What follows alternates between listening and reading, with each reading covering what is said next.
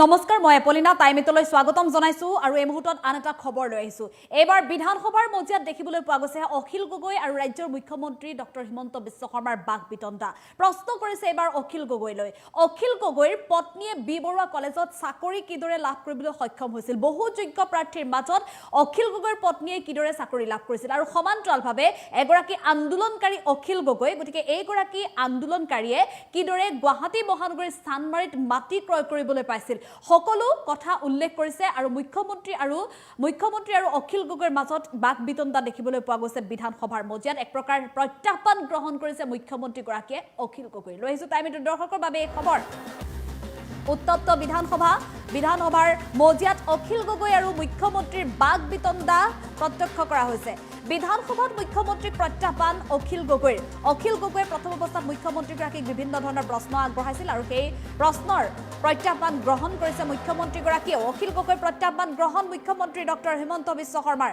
অখিল গগৈৰ পত্নীয়ে বি বৰুৱা কলেজত কেনেকৈ চাকৰি পাইছিল? বি বৰুৱা কলেজত চাকৰি পোৱা সন্দৰ্ভত প্ৰশ্ন কৰিছে এতিয়া মুখ্যমন্ত্ৰীগৰাকীয়ে। অখিল গগৈৰ পত্নীতকৈ চোকা ছোৱালীক পিছ পেলাই থৈ চাকৰি দিয়া হৈছিল অখিল গগৈৰ পত্নীক। চেণ্ডেল পিন্ধা আন্দোলনকাৰীয়ে কেনেকৈ চানমাৰীত মাটি কিনিব পাৰে তাক লৈও এতিয়া প্ৰশ্ন কৰিছে মুখ্যমন্ত্ৰী ডক্টৰ হিমন্ত বিশ্ব শৰ্মাই অখিল গগৈক বিধানসভাৰ মজিয়াতে। বিপ্লৱ শৰ্মাৰ প্ৰতিবেদনত মোৰ নাম নাই, অখিল গগৈৰহে নাম আছে বুলি উল্লেখ কৰিছে মুখ্যমন্ত্ৰীগৰাকীয়ে। বিজেপিয়ে কাৰো পৰা ভোটৰ আশা নকৰে, এই মন্তব্যও কৰিছে মুখ্যমন্ত্ৰীগৰাকীয়ে। অখিল গগৈক প্ৰত্যুত্তৰ দিছে মুখ্যমন্ত্ৰী ডক্টৰ হিমন্ত বিশ্ব শৰ্মাই। শেহতীয়াকৈ বিধানসভাৰ মজিয়াত দেখিবলৈ পোৱা গৈছে অখিল গগৈ আৰু মুখ্যমন্ত্ৰী ডক্টৰ হিমন্ত বিশ্ব শৰ্মাৰ মাজত বাক বিতণ্ডা।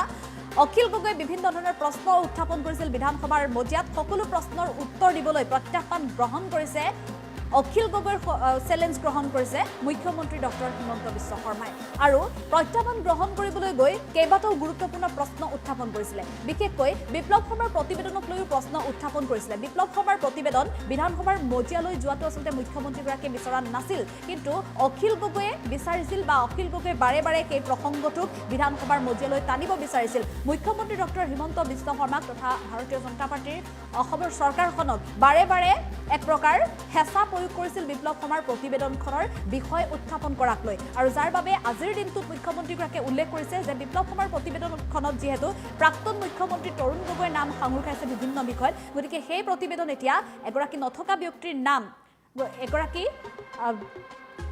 ব্যক্তিৰ নাম আনিব বিচৰা নাছিল বিধানসভাৰ মজিয়ালৈ, কিন্তু সেই বিষয়টোকো যিহেতু অখিল গগৈ বাৰে বাৰে টানি আছে প্ৰসংগটো, গতিকে বিপ্লৱ শৰ্মাৰ প্ৰতিবেদন সন্দৰ্ভতো মুখ্যমন্ত্ৰী ডক্টৰ হিমন্ত বিশ্ব শৰ্মাই মন্তব্য কৰিছে। আৰু বিপ্লৱ শৰ্মাৰ প্ৰতিবেদনত মুখ্যমন্ত্ৰীৰ নাম নাই, কিন্তু মুখ্যমন্ত্ৰীৰ নামৰ বিপৰীতে বিপ্লৱ শৰ্মাৰ প্ৰতিবেদনত কাৰ নাম আছে সেই সন্দৰ্ভতো মন্তব্য কৰিছে মুখ্যমন্ত্ৰী ডক্টৰ হিমন্ত বিশ্ব শৰ্মাই। আৰু ইয়াৰ উপৰিও কেতবোৰ ডাঙৰ মন্তব্য কৰিছে যে বি বৰুৱা কলেজত যিহেতু কৰ্মৰত হৈ আছে অখিল গগৈৰ পত্নী, কিন্তু বি বৰুৱা কলেজত অখিল গগৈৰ পত্নীয়ে কিদৰে চাকৰি লাভ কৰিবলৈ সক্ষম হৈছিল? সেই সময়ত বি বৰুৱা কলেজত চাকৰি পোৱাৰ ক্ষেত্ৰত অখিল গগৈৰ পত্নীতকৈও বহু তীক্ষ্ণ মেধাৱী বা যোগ্য আছিল, কিন্তু তেনেস্থলত অখিল গগৈৰ পত্নীকে চাকৰি কিয় দিয়া হ'ল? আৰু ইয়াৰ উপৰিও অখিল গগৈ আন্দোলনৰ লগত জড়িত, বিভিন্ন ধৰণৰ সংগঠনৰ লগত তেওঁ জড়িত হৈ ৰাজ্যত ধাৰাবাহিকভাৱে তেওঁ ধৰ্মঘট কাৰ্যসূচী ধৰ্ণা আদি তেনেধৰণৰ আন্দোলন কৰি আহিছিল, আৰু চেণ্ডেল পিন্ধি আন্দোলন কৰা অখিল গগৈক সমগ্ৰ ৰাজ্যবাসীয়ে চিনি পায়। গতিকে অখিল গগৈয়ে আন্দোলন কৰিয়েই কেইবাবাৰো আইনৰ ৰোষত পৰিছিল, জেল যাবলগীয়াও হৈছিল। গতিকে তেনে এগৰাকী আন্দোলনকাৰীয়ে চেণ্ডেল পিন্ধা আন্দোলনকাৰীয়ে গুৱাহাটী মহানগৰীৰ চান্দমাৰীৰ দৰে এটুকুৰা ঠাইত কিদৰে মাটি ক্ৰয় কৰিবলৈ সক্ষম হ'ল, সেই প্ৰত্যাহ্বান গ্ৰহণ কৰিও এতিয়া মুখ্যমন্ত্ৰীয়ে অখিল গগৈৰ প্ৰশ্নৰ উত্তৰ দিয়া দেখিবলৈ পোৱা গৈছে। আৰু বাক বিতণ্ডাৰ মুখ্যমন্ত্ৰী ডক্টৰ হিমন্ত বিশ্ব শৰ্মা আৰু অখিল গগৈৰ বাক বিতণ্ডাৰ এক বিশেষ দৃশ্য দেখিবলৈ পোৱা গৈছে বিধানসভাৰ মজিয়াত আজিৰ দিনটোত।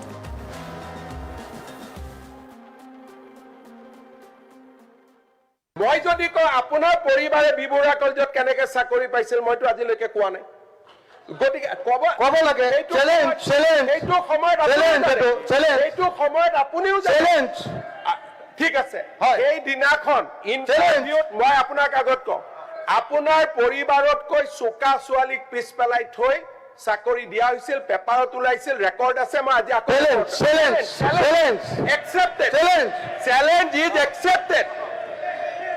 আন্দোলনকাৰী চেণ্ডেল পিন্ধা আন্দোলনকাৰী মানুহ এজনে যেতিয়া চানমাৰীত মাটি কিনে, সেই প্ৰশ্নৰ উত্তৰ কোনে দিব কওক আপুনি যিমানে মোক গালি পাৰিব অখিল ভাই শুনক অখিল গগৈ ডাঙৰীয়া এইটো ভগৱানে বিচাৰ কৰিব বিপ্লৱ শৰ্মা কমিটিত মোৰ নাম নাই আপোনাৰ নাম আছে মই যদি কওঁ আপোনাৰ পৰিবাৰে বিবৰুৱা কলেজত কেনেকে চাকৰি পাইছিল মইতো আজিলৈকে কোৱা নাই গতিকে ক'ব লাগে চ্যালেঞ্জ এইটো সময়ত এইটো সময়ত আপুনিও চ্যালেঞ্জ ঠিক আছে এই দিনাখন ইণ্টাৰভিউত মই আপোনাক আগত কওঁ আপোনাৰ পৰিবাৰতকৈ চোকা ছোৱালীক পিছ পেলাই থৈ চাকৰি দিয়া হৈছিল পেপাৰত ওলাইছিল ৰেকৰ্ড আছে মই আজি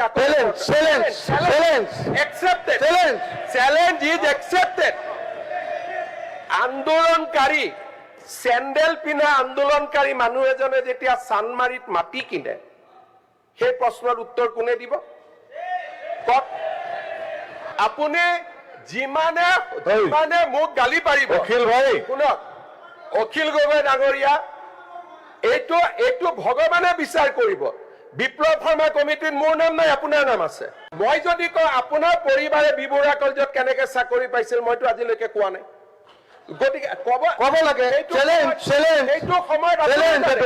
এইটো সময়ত আপুনিও ঠিক আছে এই দিনাখন ইণ্টাৰভিউত মই আপোনাক আগত কওঁ আপোনাৰ পৰিবাৰতকৈ চোকা ছোৱালীক পিছ পেলাই থৈ চাকৰি দিয়া হৈছিল পেপাৰত ওলাইছিল ৰেকৰ্ড আছে মই আজি